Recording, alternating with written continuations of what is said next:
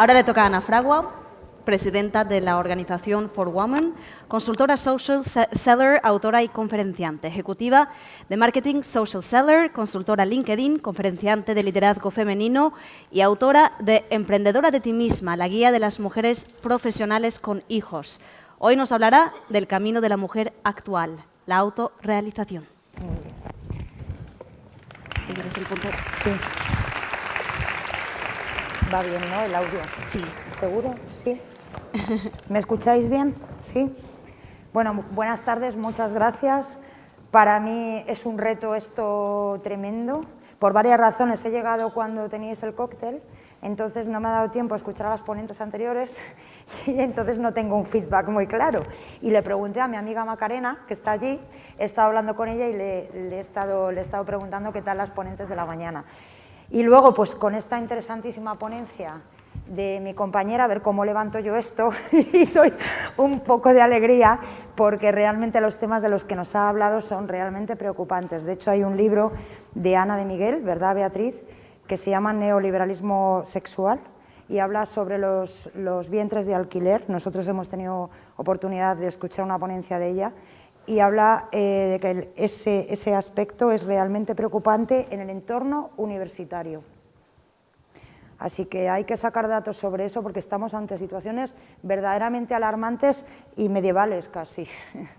Bien, pues yo os voy a hablar, como bien dice la compañera, del camino de la mujer actual, el cual considero yo como madre, como profesional, como mujer, que es la autorrealización, ¿vale? Os voy a explicar esto desde un proceso personal, profesional, a partir de ese proceso cómo se ha ido generando una comunidad y a partir de esa comunidad una estructura y a partir de ahí un proyecto de vida, ¿vale? Y una misión de vida, ¿vale? Yo fui despedida, como muchas de vosotras y muchos de vosotros, después con la crisis, ¿de acuerdo? Yo era madre de 2 niños, había trabajado en multinacionales, había apostado por mi carrera profesional a tope y de repente llegó la maternidad, tengo mi segundo hijo, decido de una manera personal no viajar tanto y me despiden. Yo, por aquel entonces, estamos hablando de hace 5 años, ya tenía ciertas referencias, ¿no?, de mujeres pues, que estaban hablando de liderazgo en femenino, de determinadas trabas y frenos internos que teníamos las mujeres y que no eran tanto externos y lo que nosotros nos poníamos. Oí hablar de cosas como el gap de la maternidad, el tema de las cuotas que habláis o habéis oído hablar pues, en determinados entornos sobre consejos directivos, no se llevaba tanto en esa época. Pues empecé a seguir a Marcela Lagarde, que es una activista latinoamericana donde habla de arquetipos de las mujeres, porque las mujeres muchas veces tenemos culpa, sentimos miedo, cierta admiración interna, inconsciente hacia el liderazgo masculino, que es lo que tocaba en las compañías ver en aquel momento. A Susan Colautono, que es la que tenéis ahí abajo, donde hablaba de la falta de adiestramiento que se hacía a las mujeres para acceder a puestos directivos. Esto, como va muy rápido, estamos hablando de hace 5 años. ¿Qué situación era la mía en ese momento y en la que se encontraban muchas mujeres como yo? El maravilloso gap de la maternidad. El maravilloso gap de la maternidad que es real en las compañías, cada vez menos, porque ahora, bueno, pues tenemos una corriente que favorece todo el tema de contratación femenina, todo el tema de equidad, todo el tema de igualdad, el tema de paridad y demás. Pero por aquel entonces, estoy hablando de hace 5 años, llegaba un momento en que cuando tú tenías que distribuir tareas entre lo profesional y lo personal por elección, por decisión propia o impuesta o porque era lo que te tocaba y lo que elegías, te encontrabas en lo que yo he denominado el valle del estancamiento. En ese momento te pasabas los 7, 5, 10 años de crianza siendo multitarea, ¿no? El famoso equilibrio vida-trabajo, work-life balance que dicen, que no existía porque se trataba de compatibilizar un montón de cosas a nivel profesional y personal. Aquí entra otro tema, pues que ya se supone que está más equilibrado, pero todavía queda mucho trabajo, y es el de corresponsabilidad familiar. Y ahí entramos en otro aspecto que también hay que trabajar. ¿Qué ocurre cuando tú eres una profesional de 31 o 35 años, según datos de ahora, en cuestiones de maternidad, a 41 o 45 años, que es donde tienes que dedicarte a la crianza y quieres seguir lanzando tu carrera profesional? Pues que te encuentras con ese gap y cuando quieres continuar reciclándote, tanto a nivel de compañía o cambiando a un plan B, te encuentras que estamos en un entorno VUCA, que llaman, lo sabéis, ¿no? Un entorno en el que todo cambia, en el que tú te has estancado y en el que vienen nuevas generaciones que están mejor posicionadas, con más idiomas y que te están tomando la delantera. Y esta ha sido una situación real no solo para mí, sino para muchas mujeres. Estos son datos sobre emprendimiento femenino en España, donde curiosamente yo explorando con todo esto digo, bueno, pues me hago emprendedora, me autoempleo, muy bien. El emprendimiento es algo muy duro y no nos lo han vendido, lo hemos comprado el tema del emprendimiento. Entonces hay que trabajar una serie de, bueno, pues hay que tener una práctica, una autodisciplina, una serie de cualidades a nivel de hardware y de software interesantes. La resiliencia. Un emprendedor tiene que ser resiliente. Un emprendedor tiene que estar dispuesto al cambio constante. Si no partimos de ahí, de esa base, es mejor ser honesto. ¿De acuerdo? Entonces, yo veía datos, digo, bueno, pues yo creo que sí, yo creo que puedo dedicarme al autoempleo. Pero la realidad del autoempleo es la que es decir, pues la que nos ponen a veces cuando hablan del emprendedor, que va así, así, así, y luego ya a partir de los 5 años, 4 o 5 años, cuando tienes el suficiente foco hecho, los suficientes clientes, has trabajado una serie de cosas de una manera constante, pues logras estabilizarte. Pero en España, pues estos son los datos, no son muy recientes, pero ahora han cambiado relativamente. Un 4,5 emprendedoras en España y nos encontramos un perfil de emprendimiento muy joven, muy joven. ¿De acuerdo? Otros datos así destacables que yo, antes de lanzarme a la piscina, pues miraba, obviamente es más o menos, con los datos que hay ahora mismo a nivel universitario de mujeres, estamos hablando de que 2 de cada 3 mujeres en 2020 serán universitarias, pero que realmente en España lo que está ocurriendo es que la mujer en general, hay un perfil muy mayoritario de mujer asalariada que trabaja en una compañía por cuenta ajena del sector privado y que además no logra llegar en su mayoría a un puesto directivo. Y esa es la realidad, ¿vale? Esa es la realidad. Y luego miraba internacionalmente qué casos y qué datos podía destacar de cómo estaban nuestras compañeras las rusas, nuestras compañeras indonesias, nuestras compañeras estadounidenses. Y estos son datos relativamente recientes, como decimos, en los cuales nos encontramos, bueno, pues que en la mayor parte de los puestos ocupados por mujeres están muy encasillados en determinados tipos de sectores y perfiles, como son responsables de recursos humanos, comunicación, marketing y demás. Y después de hacer toda esta investigación, llegó un momento en mi vida en que dije, vale, pues me voy a dedicar al autoempleo.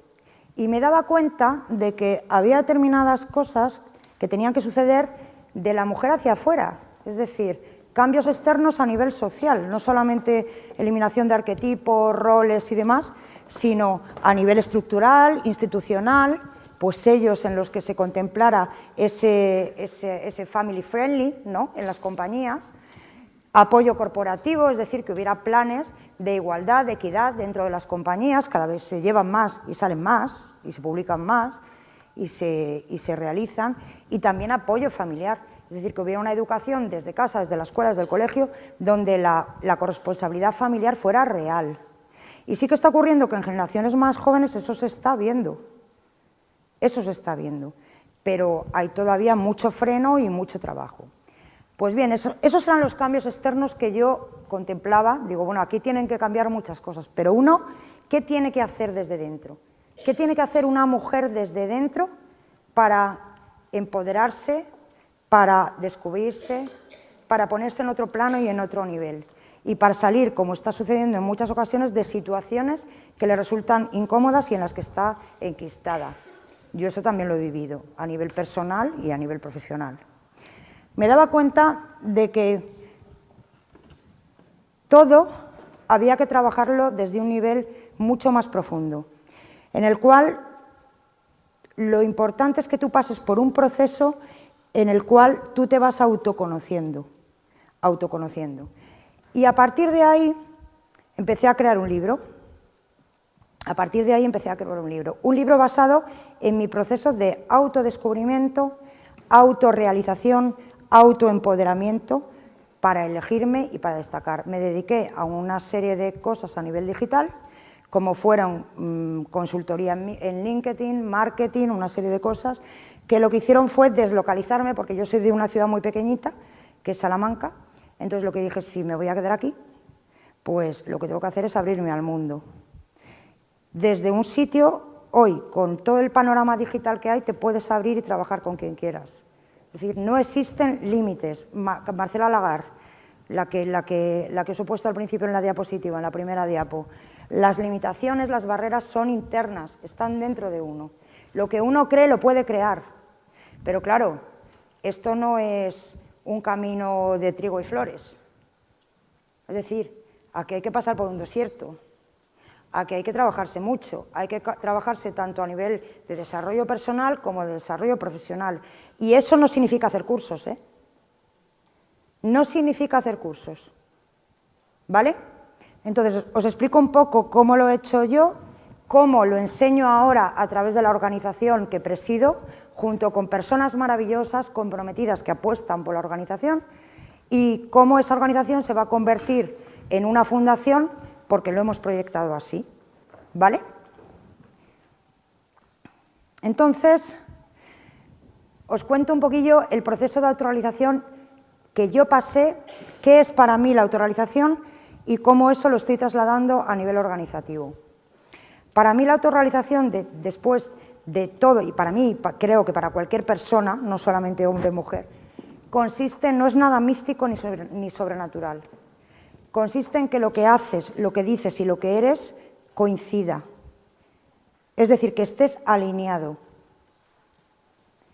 Consiste para nosotras ahora como organización y para mí como persona, madre, mujer profesional, desde esa alineación es desde donde tú puedes trabajar, puedes desarrollarte profesionalmente y desde ahí la marca personal sale sola.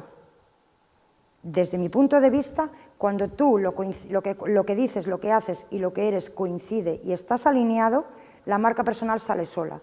Porque consiste en elevar a lo que se ve la esencia de lo que tú eres. Ahora, ¿cómo descubrimos esa esencia? Bueno, yo todo esto que cuento aquí, que os cuento, ese fue mi primer proyecto, el de Emprendedora de ti misma, que fue mi propio proceso de autorrealización como madre y profesional plasmado en un libro, y a partir de ahí fue cuando yo empecé a comunicar una serie de pasos o una serie de procesos que los voy a relatar, por los cuales yo había pasado en ese momento y ahora se los cuento a otras personas y hago que ellas se empoderen y se autolideren, ¿vale? Y este que tenéis aquí es el último, que este es una guía, un libro guía, que Pilar lo tiene, que porque es mecenas de la organización que yo presido también, y es un libro guía en donde se explica este proceso, esta serie de herramientas de autorrealización para empoderarte, para elegirte y para trabajar tu desarrollo personal y profesional. Y más o menos esto, tanto el proceso a nivel individual como a nivel colectivo en la organización, yo lo he descrito en una serie de pasos que no tienen por qué ser correlativos. Es decir, tú puedes trabajar determinados pasos a la vez, ¿vale? Pero la idea es que hay que pasar por un proceso en el cual hay que contemplar una serie de cosas para llegar hasta donde quieres llegar y crear a partir de ti misma una comunidad de personas comprometidas y a partir de ahí una estructura y dedicarte a ello como un proyecto de vida, ¿vale? El primer paso que considero que hay que trabajar a nivel de autorrealización es el ser interior. Es decir, tú no puedes decir, pues por ejemplo, yo me quiero divorciar de mi marido porque estoy hasta las narices de él.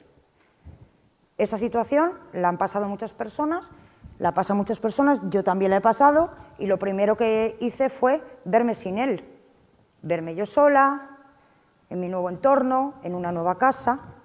Entonces, ¿qué quiero decir con esto? El ejemplo que os he puesto, que es un poco bastante gráfico, Si tú quieres generar un escenario, lo primero que tendrás que hacer es visualizarlo. Imaginarte siendo lo que te gustaría, hasta la obsesión, si puede ser, ¿de acuerdo? En segundo lugar, hay una serie de parámetros que nosotros trabajamos, yo trabajé a nivel personal y trabajamos con las mujeres, y es lo que llamamos el triángulo de poder. Tú puedes querer hacer algo, pero puede que no puedas hacerlo, o puede que no sepas hacerlo. Lo que tienes que trabajar son esas 3 variables, ¿vale? Para autoconocerte, para ponerte en otra dimensión y en otra situación. Puede que sepas y puedas, pero no quieras. Tienes que identificar esas 3 variables, ¿vale? Medidas de autoprotección ante las consecuencias en la toma de decisiones. Pues obviamente, si me pasa con muchas mujeres en la organización, Ana, me voy a ir de esta empresa porque es que no aguanto más y porque además aquí no me dejan, no hay nada de flexibilidad. Hay que pensar antes de tomar decisiones cuál puede ser el escenario A, el escenario B. Ese tipo de cosas hay que contemplarlas antes y sobre todo protegerse ante las consecuencias de las decisiones que tomes. El tema de la observación. El tema de la observación yo lo he trabajado muchísimo a nivel de individual y animamos a las mujeres en la organización a que lo hagan a nivel para ellas mismas, es decir, que se observen. Es clave, vamos como autómatas por la vida, no nos observamos, no nos paramos, no tenemos silencios. Cuando tú no te observas, por ejemplo, observar es ver automatismos. Por ejemplo, pues te puedes tener la manía de cerrar el coche 2 veces o comprobar automatismos físicos. Cerrar el coche 2 veces para comprobar que está cerrado, o no sé, o cerrar la puerta de casa 2 veces y decir, ay, y subir otra vez, porque ese tipo de... no nos observamos, no observamos los automatismos que tenemos ni lo que hay detrás de ellos. A nosotras, yo lo hice y tengo muchos todavía, y a las mujeres les enseñamos a hacer eso. Recuperar talentos. Tenemos talentos que cuando tú sales al mercado otra vez, después de la maternidad, como poníamos el caso, y te tienes que reinventar, no saben ni qué eres, ni qué se te da bien, ni qué se te daba bien, se te daban cosas que se te daban bien de pequeña, pero no las tienes identificadas ahora. Ahondar en los talentos. Desde que eras pequeña, cuando eres pequeña, ¿qué te decía tu madre que se te daba bien? ¿Qué cosas te salían de forma natural? En la escuela, ¿en qué eras bueno? Cuando has tenido momentos difíciles en tu vida, ¿en qué eres bueno? ¿Qué se te da bien? ¿En qué has sido resolutivo ahí? Ese tipo de cosas son muy buenas ante el cambio en la vida, ante el cambio a una nueva situación, ¿vale? Y luego el análisis, no solamente, aquí os he puesto una herramienta que es el DAFO. Obviamente tú no puedes trabajar una marca personal si no tienes autoconocimiento. Si tú tienes el compromiso contigo de conocerte bien y de saber cuáles son tus debilidades, tus fortalezas, ¿vale? De trabajar con otro tipo de herramientas que las tenéis disponibles en internet, en coaching, por ejemplo, hay muchas. Yo no soy coach, pero mi compañera de equipo es coach y hay muchísimas herramientas para trabajar el autoconocimiento y muy buenas, ¿vale? Pues eso te sirve antes de crearte un escaparate, que es la marca personal. Primero hay que empezar desde dentro, ¿vale? Seguimos. Otro aspecto dentro de ese proceso de autorrealización es la gestión del tiempo. Todos tenemos el mismo tiempo. La Madre Teresa de Calcuta, tú, yo, mi primo, todos tenemos el mismo tiempo. 24 horas al día. Pero es clave la gestión del tiempo. Y si tienes hijos, más todavía. ¿Vale? Si tienes que gestionar, tú no tienes paridad en casa, si tienes paridad en casa compartes tareas, perfecto, pero todos sabemos que implica un sacrificio y nuevos roles, ¿no? Por lo tanto, la gestión del tiempo es imprescindible. Nosotros trabajamos por la matriz de gestión del tiempo y es una herramienta que he trabajado porque es clave saber cuando te levantas cada día qué es prioritario y qué no. ¿Qué es prioritario? Reflexiónalo y qué no, porque si no, vas como cazadora del tiempo, vas como pollo sin cabeza, que se dice. ¿Me explico? Entonces, destacar qué es prioritario y qué no, tomarte tus 5 o 10 minutos diarios de priorizar tareas. El tema del no positivo o no de calidad que decimos, es que nada es todo urgente, nada es todo imprescindible. El saber decir que no a determinadas cosas y saber elegir es clave. es clave. El trabajo por lotes. El trabajo por lotes, yo en el libro inicial lo llamaba el trabajo por lotes porque viene de la metodología Lian, ¿vale? Que consiste en hacer las cosas de una a una. Ahora, en la organización, eso lo estamos trabajando, seguro que lo habéis oído, como el método Kaizen, que es hacer las cosas de poquito a poquito. El método Kaizen consiste, si tú, imagínate, te quieres preparar una oposición, pues no lo abordes todo, que es una página al día, que es un libro, una página al día. ¿Qué es ir al gimnasio? Pues a lo mejor no puedes ir al gimnasio porque además si vas una semana el consciente te está diciendo quiero ir al gimnasio, me voy a poner a tope y lo voy a dar todo. Y el inconsciente está diciendo qué pereza me da ir al gimnasio y a la semana o al mes ya estás desfondada, ¿no? Y ya no vas, ¿no? Pero no tienes por qué ir al gimnasio, puedes utilizar otro tipo de metodologías que sea subir un tramo de escaleras al día. Y al año te has hecho 5.000 tramos. Ese tipo de truquillos de engañar al sistema límbico funcionan a la hora de gestionarse bien el tiempo. Y luego otro tipo de herramientas como si tú eres emprendedora, eres empresaria, quieres hacer un libro, quieres autoemplearte, quieres trabajar, sacar algo, una oposición, lo que sea, la Golden Hour. La Golden Hour, por ejemplo, tenéis, Robin Sharma habla mucho de esto, en YouTube consiste en sacarte 2 horas al día para ti. Hay gente que trabaja esa Golden Hour por la noche. Hay gente que por la mañana se concentra mejor y se levanta antes, ¿vale? Pero este tipo de herramientas nos sirven para gestionar pues, el tiempo adecuadamente. El tercer paso, que no tiene por qué ser, como os he dicho, correlativo, se puede ir haciendo a la vez, es el tema de la elección de uno mismo. Es decir, ponte tú en el centro, elígete. Tú lo puedes hacer a nivel de posicionamiento siempre que hayas hecho el trabajo interior previo, si no, no va a tener sentido porque tu marca personal va a ser inconsistente totalmente. Y luego, obviamente, tienes que trabajarlo. Es decir, todo eso tienes que trabajarlo a nivel de comunicación. Hay muchas herramientas, el cómo te ves tú, lo que tú quieres aportar y el cómo te ven los demás. Hay muchas herramientas en las que tú tienes que explorar lo que tú dices respecto a lo que los demás dicen de ti. ¿Cuál es nuestra apuesta aquí o qué es lo que nosotros vemos sobre el panorama actual? Tenemos grandes ventajas. Una de ellas son los nomads. No sé si habéis oído hablar del libro de Raquel Roca, que se llama Nomads, precisamente, de los trabajadores del futuro, donde habla de nuevos profesionales que están hiperespecializados, que están conectados, que trabajan en digital, que tienen otra dinámica, otra manera, trabajan por proyectos. Pues os recomiendo el libro Nomads para que veáis un poco cómo a nivel profesional uno puede especializarse y trabajar por determinados proyectos y son digitales y puede empoderarse.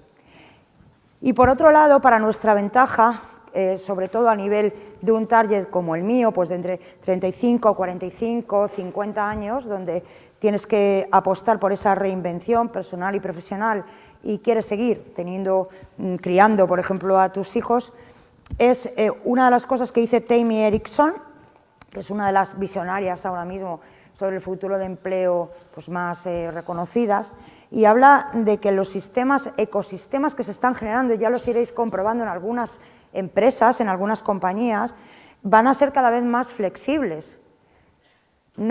Olvidémonos del trabajo de las 8 horas, del trabajo del empleado por cuenta ajena que está fijo en una silla. O sea, todo esto de la flexibilidad, de todo el cambio que está sucediendo a nivel social y con la industria, con 4.0, famosa industria 4.0, los va a permitir que podamos trabajar de múltiples formas y que las empresas sean un ecosistema flexible de personas por cuenta ajena, personas colaboradoras, ¿vale?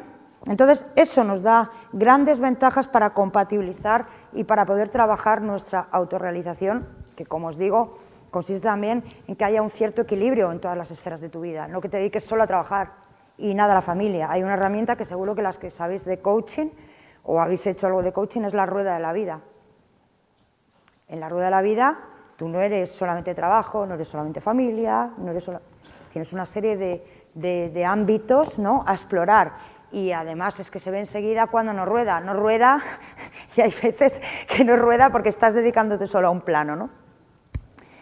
Hay una cosa fundamental que yo descubrí cuando me tuve que reinventar, y lo descubro ahora en muchas mujeres que vienen con ese target a nuestra organización, que ahora lo veréis cómo se llama. Los adultos no cambian si están solos, cambiamos junto con otros adultos y aprendemos de otros adultos. Son muy importantes las conexiones, porque además el adulto cada vez siente más soledad. Por lo tanto, la manera de empoderarse, de trabajarse, de generar sinergias es junto a otros adultos. Y aportándose valor, porque vivimos en la sociedad del conocimiento, donde, como sabéis, el contenido muchas veces es la moneda de cambio. Un evento como este, por ejemplo, ¿vale? Y por otro lado, la generación de tribus. Vosotros no sabéis ahora mismo el potencial, por ejemplo, que está adquiriendo el WhatsApp a nivel mundial para generar esa conexión entre personas. Otro tema fundamental, y sobre todo en mujer, es el tema de los role models. O sea, nosotros tenemos que crear entre todas y junto a los hombres que impulsan a las mujeres, modelos a seguir. Una cultura de género que no solamente sea asignada o sean las encargadas de ella las mujeres que estudian temas relacionados con género, sino que para nosotros sea algo habitual, ¿vale? Mujeres que han sido anónimas, pero que a lo largo de las civilizaciones han aportado valor y han empoderado a las comunidades de mujeres, y luego modelos a seguir. Aquí tenéis algunos, que seguramente ya los conocéis. Sheryl Sandberg, que es la directora de operaciones de Facebook, que creó el movimiento Leaning para empoderar a la mujer. Hay una ponencia súper famosa en TEDx, que os recomiendo que la escuchéis. Luego tenemos a Dame Stephanie Shirley, que es una empresaria tecnológica que tenía una empresa solo de mujeres en Inglaterra, de las más famosas. Aquí está Carmen Mir, que me ha mostrado esa foto de archivo, una de las mujeres más pioneras en España en el siglo XX. Tenía una firma de prêt-à-porter y exportaba a Estados Unidos ya. La famosa Anita Roddick, que falleció desgraciadamente y fue la fundadora de The Body Shop.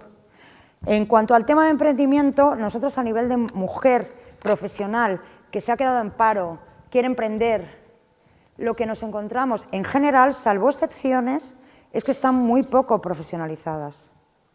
Muy poco profesionalizadas. Entonces, claro, muchas veces no saben ni hacer un balance, no saben si realmente les merece la pena trabajar en lo que se han puesto a hacer. Entonces, con todo el arrastre anterior que os hablamos de autoconocimiento, de gestión del tiempo, de inversión en el talento y demás, lo que sí intentamos hacer es, oye, tenemos muchísima documentación sobre modelos. En esto los americanos son tremendos con todo lo que han creado con Steve Blank, en Silicon Valley y demás, que no solo se puede aplicar a las startups, sino a cualquier tipo de emprendimiento. Hay mucha documentación como esta que tenéis aquí, de modelos, el lienzo, la propuesta de valor, el descubrimiento del cliente. Todo este tipo de información está disponible de cara a poder trabajar tu propio emprendimiento. Luego está la realidad, ¿vale? Pero tú puedes empezar a trabajar utilizando los mejores recursos que hay ahora mismo en Internet disponibles.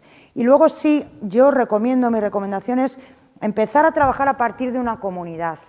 Es decir, si tú eres una persona que te estás reinventando, que estás intentando trabajar y compatibilizar la crianza con el autoempleo, por ejemplo, para luego tener una estructura y poder crear una empresa, ¿vale? Lo que sí recomiendo es que antes de hacer nada, trabajes sobre el papel, porque el papel lo aguanta todo, y por otro lado, lo que recomiendo es que testes con una comunidad, es decir, que antes de tener el proyecto, de tener el modelo, la estructura, se deben estar aburriendo porque están saliendo un montón, antes de tener eso, tengas a las personas. A partir de las personas y de las conexiones, tú puedes ir generando las estructuras, porque de ahí te van a surgir clientes, colaboradores, proveedores, ¿vale? Y es un modelo muy, muy ágil, que por ejemplo, compañías como Flamingueo, que seguro que la conocéis, la de los flotadores, esta de los flotadores y las mantas sirena, funcionan así. Lo que van creando, lo van haciendo a través de la co-creación, junto con los posibles clientes o las personas a las que les gustan sus productos. Y luego, en función de lo que hay, lo sacan o no lo sacan. Desde mi punto de vista profesional y personal, creo que esa manera de hacer las cosas funciona. ¿vale? Nosotros así empezamos For Women. Luego, hombre, otra cosa que no solamente os digo de cara a mí misma, sino también lo digo a muchas mujeres que vienen a For Women, es que trabajéis el MIS de empleabilidad. Es decir, soy emprendedora, no, bueno, eres emprendedora, pero si puedes tener un trabajo por cuenta ajena aparte, perfecto. Es decir, si puedes compatibilizar eso con que no nos tiremos a la piscina solo en todo, o sea, que intentemos equilibrar determinadas cosas en determinados momentos y luego vayamos ajustando la balanza, porque de autoempleada pasarás luego a tener la estructura, la organización empresarial, o puedes tener diferentes proyectos que no tengan nada que ver. Es decir, por ejemplo, mi amiga Beatriz Recio y yo somos diferentes cosas, o no somos diferentes cosas, en diferentes sitios. ¿Vale? Pero estos son, no es que, simplemente desde la humildad y desde el amor, son cosas que, bueno, que a una le funcionan y que os pueden funcionar. Y por otro lado, algo de lo que nos olvidamos profundamente y cada vez está calando más, el tema de la espiritualidad, ¿vale? El tema de la espiritualidad, pues no es ir a cursos de espiritualidad, que también no es ir a yoga solamente, sino hacerse un trabajo interior, trabajarse el ego, que es algo que ahora se está trabajando cada vez más en las compañías. ¿Por qué? Porque lo que quieren son equipos, porque el lobo solitario se ha terminado. De hecho, a nuestros hijos en los colegios les están enseñando a trabajar en equipo. Entonces, el trabajo con el ego es algo importante. Es algo importante. Todos tenemos ego porque somos humanos, pero hay quien lo tiene muy mal educado y hay quien lo tiene aquí detrás, a su vigilancia, ¿vale? Observar al pensador, es decir, el pensamiento viene del ego. Observar lo que estás pensando, porque muchas veces no estás en el momento presente, estás en el ayer, en el antes, en el cóctel, o estás en me tengo que ir a casa porque llego tarde, ¿vale? Bueno, el tema de agradecimiento, es decir, aquí entramos en un terreno en el que es muy recomendable explorar. Al final se trata de trabajar todo esto que os he contado anteriormente, que trabajé a nivel personal y luego configuré en una comunidad para crear una estructura, trabajar un concepto de liderazgo en femenino. A mí me gusta más hablar del liderazgo en femenino que del liderazgo femenino, porque como muy bien sabe Pilar Castañón, y ya voy a acabar, que me quedan 5 minutos, que estuvo en una ponencia, de hecho di una ponencia a ella para un evento que organizamos nosotros en For Women, y habla perfectamente de matices que tiene el liderazgo en femenino, porque realmente el liderazgo no tiene género, pertenece a quien lo adquiere, a quien lo tiene, ¿no? A quien, ¿vale? Y se trabaja, desde luego. Pero sí hay una serie de matices que nosotras como mujeres y las mujeres con los hombres que impulsan a las mujeres deberíamos ir manejando ya. El tema de estereotipos, de trabajar estereotipos, tanto para un lado como para otro, y eliminarlos. La inteligencia colectiva a través de comunidades, todo lo que os he hablado de tribus, grupos, comunidades. Las comunidades son muy importantes, cada vez más, las personas, los equipos, pero hay otra cosa, y esto es una observación personal, en las que viviendo el momento histórico que estamos viviendo ahora, debemos, desde mi punto de vista, tener cuidado con los pink ghettos, que llamo yo, es decir, solo hombres, no, vamos a ver, si hemos estado diciendo que nos discriminaban los hombres o estábamos en una posición de inferioridad, pues ahora lo que no podemos hacer es decirle solo mujeres, no, desde mi punto de vista profesional, es decir, incluyámoslos en nuestro propio empoderamiento. Elena, la directora de HP, hizo unas declaraciones donde decía que no tenía sentido los networkings de mujeres, no sé si lo habéis visto en LinkedIn, que Pilar comentó, sí, y por eso estamos ahora mismo, lo bueno de todo esto del liderazgo en femenino, mujeres y demás, es que el debate se está haciendo cada vez más sofisticado. Por eso hay que empezar a leer y hablar con criterio, porque ya no es machista, feminista, no, esto ya está tomando una dimensión en la cual es interesante hablar con criterio y poner datos e indicadores como los que ha puesto mi compañera sobre la mesa, ¿vale? Bueno, pues estos son una serie de tips que yo considero que son interesantes a nivel de liderazgo femenino y que debemos trabajar. Todo esto, ya termino, derivó, después de toda la autorrealización o transformación que durará toda la vida, que os he comentado, terminó en lo que es ahora For Women. For Women empezó como una comunidad, como os he dicho antes, os he recomendado desde mi experiencia personal, profesional en LinkedIn, ahora tiene 400 personas, pero va adherida a otro grupo que tiene 2000 personas. Y bueno, pues surgió de la siguiente manera: yo era autoempleada, tenía un proyecto en la cabeza, había escrito el libro de Emprendedora de ti misma, había dado ponencias y de repente me encontré a una persona con la que había trabajado en otro proyecto y le dije, oye, tengo un proyecto, una idea y quiero darle una forma, no sé si como una cooperativa, como una SL o como una organización sin ánimo de lucro. Pues lo leyó y me dijo, me apasiona, Ana. Y empezó como empezó todo. Hay proyectos que empiezan en un garaje, en un sofá, nosotros empezamos en un café, tomando café. Y a partir de ahí llevamos un año, tenemos una organización por ahora de 121 asociados, hemos estado trabajando con 44 mujeres de todo tipo de perfiles en lo que llamamos el itinerario de autorrealización, con 3 líneas. Una es lo que es el programa de 60 horas, que es el que tenéis plasmado ahí en el libro. Otras son sesiones de mentoring individual, profesional. ¿Por qué? Porque todos necesitamos mentores hasta que hasta que muramos. Es decir, necesitamos mentores siempre. Gente que tiene más experiencia que nosotros, que nos conoce y de la cual nos podemos retroalimentar. Sobre todo alimentar nosotros, ¿no? De esa persona, de él o de ella.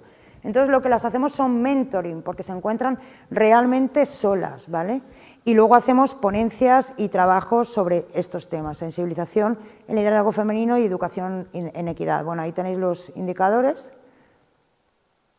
Y hacemos, bueno, diferentes tipos de sesiones, pero sí que os comento que vamos a ver, como cierre ya de esto, porque esto que os he metido aquí es un poco la proyección, deciros que lo que uno cree lo puede crear. Nos estamos dando cuenta, al principio la organización tenía mujeres que eran mujeres profesionales con hijos, porque ese era el target inicial, y ahora nos viene de todo. Nos vienen jovencitas universitarias que no saben qué hacer con su vida, nos vienen señoras mayores a punto de jubilarse, que están en un momento en el que se comen la vida, pero parece que como si no supieran muy bien qué hacer, ¿vale? Y están en un momento de cambio que no saben gestionar. Y nos vienen también hombres. Nos vienen también hombres que están en un momento en el que, bueno, momentos de vida en los cuales se encuentran solos a nivel profesional, tienen que gestionar una serie de cosas. Nos vienen mujeres en proceso de divorcio o después del divorcio y algunas con el tema de violencia de género también. Y nada más, yo quería transmitiros un poco eso a través de cómo, de mi experiencia personal, se llega a una comunidad y luego a una estructura, y mandaros este último mensaje. Nos estamos dando cuenta, porque los indicadores están ahí y nosotros los reflejaremos a través de metodologías de impacto social, concretamente en el tema de la mujer, pero se pueden extrapolar al hombre y a la persona en general, que el estado de bienestar no está construyendo al individuo. No nos está dando lo que queremos, pero realmente no nos está dando lo que necesitamos realmente. Están saliendo datos alarmantes, pues uno de ellos es el que ha comentado la compañera en diferentes aspectos, y hay otros, como pues, por ejemplo, que lo habréis visto en la tele, 1 de cada 5 españoles toma ansiolítico. Ansiolíticos, ¿cómo puede ser? ¿Qué estamos haciendo mal? Cuando tenemos una situación, un país hermoso, lleno de recursos, con un clima extraordinario y con gente extraordinaria. Entonces, lo que hacemos es eso, trabajar con las mujeres por dentro para que ellas se empoderen, ¿vale? Y puedan plantear su vida y la de su entorno y la de su alrededor desde otra realidad muy diferente, ¿vale? Así que nada, muchísimas gracias.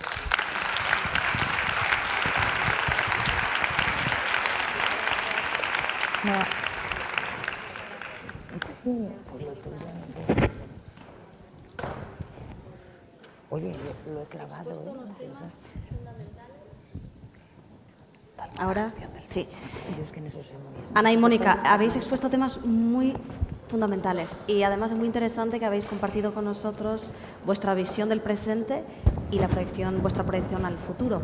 He hecho una reflexión mientras escuchaba las ponencias y tengo unas preguntas. Mónica, ¿por qué se habla tanto de la ecología y la protección a los animales y tan poco de la bioética. Sí, estos dos temas son parte fundamental de ellas. Sí, realmente la ecología, la protección del medio ambiente, la protección de los animales está dentro del ámbito de la bioética, pero es verdad que ha estado especialmente de moda, quizás porque ha tenido una proyección muy especial, dado que ha saltado al mundo de la política.